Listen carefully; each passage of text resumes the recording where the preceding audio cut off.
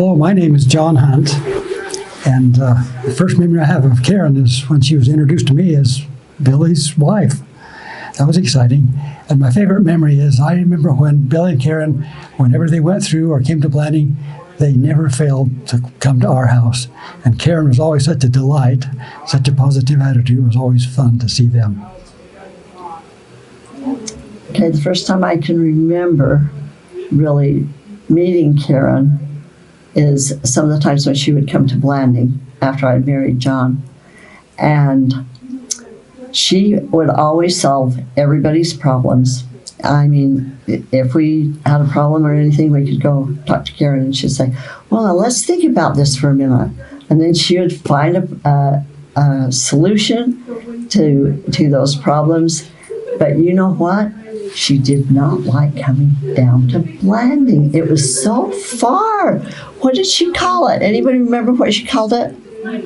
It was not a positive name. It was a different name because it was just too far.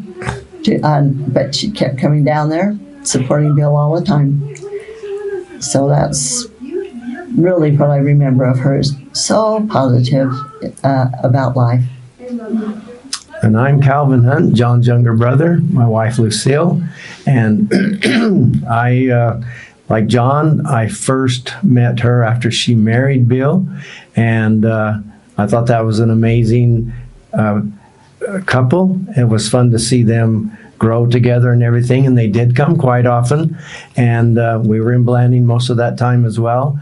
And like John said, he would always make the rounds. They'd come by and say hi. Even if it was their last day there or just leaving, they wouldn't leave town without stopping in, and we loved that. And then I remember one time after they had been married probably 15, maybe even 20 years, then I ran into Karen at the Western Auto Store, which my parents owned. I ran into Bill and Karen. That's what it was. And I looked at Karen and I thought, oh my gosh, where's his wife? She is so cute. And then I realized that was Karen. So I went up to Bill and I said, now, Bill, does your wife know you're hanging out with this really cute girl?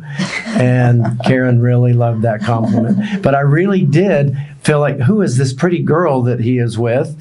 And so it was fun. A thing that I've really appreciated about Karen is she speaks her mind. She says it how it is. And since we've moved to St. George, then they've been down a few times because they would bring Bill's mom down to stay with us and then come back later to pick her up. And so we had some interaction that way. And it was always fun to visit just there in the house because it wasn't just a pick up and go. They'd come and stay for a couple hours and visit. Whatever topic we would get on, if I voiced my opinion and it wasn't quite right with Karen's thinking, she would correct me. And sometimes she would correct me kind of sharply, but I wasn't bothered by it. In fact, it was entertaining. It was something. So I would act like I was going to be against her and start sticking up for my point, and then we'd laugh about it. And so, but sometimes she made some really good sense. Like, no, you can't be mad about that because it's doing this for us. And so it was just fun. She was a good person to know and to be around and to interact with, her and all of the kids that ever we got to see. Okay, I'll just be out by the car. Okay, bye. Oh, okay, bye. She should come in and do hers right Is now, that too. Jeannie? Yeah. Yeah, she definitely should. Go ahead and go. It's ready to go. Okay, so like Calvin said, I'm his wife and Lucille, and I always followed Calvin around. So after we got married, and they would come to our house, and Karen would always just really make really good comments. It makes you feel good, and she always told me, "Oh, you're looking good," or whatever, and I think, no, I don't look good today because it's not my day to look good or whatever. But she always made me smile and always just felt like that I was loved by her. And every time that Calvin and her would be talking and I would just be standing by and I would just really think, wow, she is so positive. She just has she just looks at life so differently. So she's just always inspired me to look at life and the earth and the world and people different than just be normal, negative, or whatever, But she was very positive, and it wore off onto me, and so I loved her so much. And one more question for you guys. You mentioned their wedding, or after they got married. Did either or any of you guys go to the wedding? I wasn't in the family though, I don't think. No, it's not in the family. What year did they get married? 1971. So I was in the family. Okay. Do you guys remember anything about that? Were there early I meetings? think in those days, Blanding was just too far away to go clear up north for a wedding. Well, because it was a 7 or 8 hour drive, right? 7, closer, I guess. But anyway, you know what? I think in those days, we weren't as close as a family. That was just our nephew, Billy. That's all, And so that's kind of sad, but I think that's how it was. We just had work to do, It's just Idonna's kid getting married. What the heck? We just took everybody for granted. We just took each other for granted. And now you guys are supporting now, so that's what's most important. Thank you all so much. Thank you. Jeannie, are you up for a video? I hate being in video. I'd rather just talk. Just pretend it's not there. I'm not going to be able to remember everything. Here, just right come now. sit right here by John. Hold on. And the voice will help you talk. Yeah, that works. There you go, Jackie. And then you're done with it. And she can just hold that, actually, or he can hold that. It's movable. Do you want my chair, Jackie? No, Okay. if I get tired, I'll go over and get me a big one. Okay. I might not have somebody get me up. Well, because she used That's a little- she used to teach primary and sat on these all the time. That works. So, Jeannie, you can go ahead and start whenever you want. It's been going, so. And so what we really say is just how I just loved when Idonna's children would come to Blanding. That would be, Billy would come. It was always Billy, sorry, I know. And he would always be buddying around with Wesley. And Wesley's just older than me. And Mary Lou would come, and Frida Jo. We don't say that anymore, we just say Frida and Lou. But back in those years, we did. And I loved when they would come. And I was envious of them to get to live in the city, and I wanted to come up where they were and do the city things. But they envied where I lived. They wanted to be down in the country, out in the hills. And so you always want what you don't have. But What did you do when they were down there? we would drag Maine. We would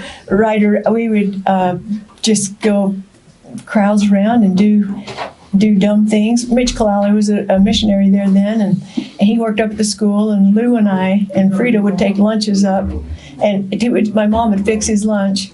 He was kind of adopted into our family, and we'd take it up and give it to him. And then we had summer school. Frida would go to some of those classes, but Billy and Wesley were off doing different things. They're boy things. Yeah. But that was really fun, and that was a good time of life, and loved being close to all of my family anytime, and my sister's kids. Idonna being so much older than me, she had 2 children before I was born. Well, because Frida's the same year as you, right? yeah. Which is the same as Grandma. Yeah. Okay. So Frida and I are really close in age, and so my mom and my mom's daughter were pregnant at the same time, and no one could believe that I'm the aunt of older people than me, but that's what happens. When my mom was 44 when she had me. So Wow. that's getting up there in years.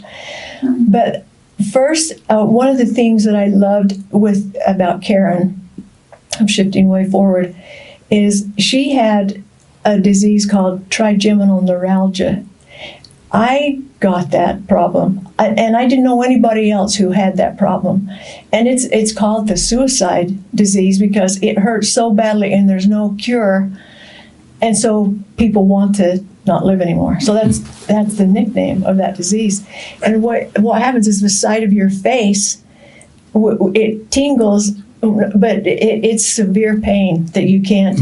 It's not like a headache, because I've never had a migraine, so you just can't. But from what I've heard, and it is unbearable. And so you take something to get rid of that pain. Sometimes it takes 16 hours to get rid of it. It comes on with stress, is what they said. And Jim he hadn't had very many patients with trigeminal neuralgia, but then Karen had it way worse than I had it. Karen, so she and I would talk about this pain. She had to go in and have her nerves cut. So you can cut those nerves and then you won't feel the pain. And you take the chance of paralysis in your face, but it's worth that to get rid of the pain. Then mine went away.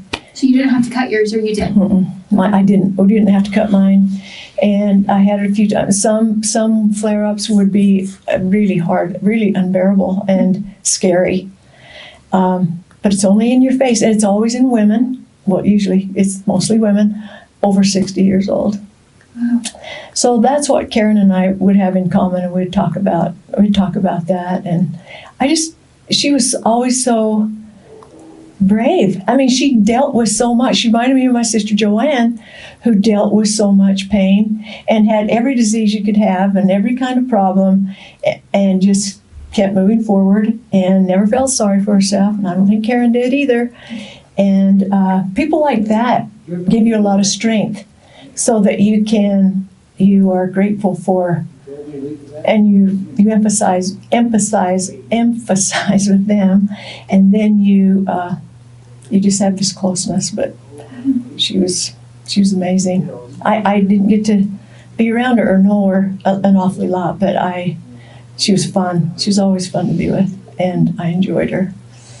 And I would like to add one thing, and that is that I had my third daughter was born with a mental defect, and she never matured mentally. She grew up and everything, and but she's always have a mental disorder, a mental handicap. But Karen always made a fuss over her. This daughter needs attention, and people tend to push her away because she's very repulsive and she's rough around the edges and she's obnoxious. But Karen would give her extra time. Karen would think of her on her birthday. Karen would call her and talk to her, and just gave her fulfillment that most people didn't give her.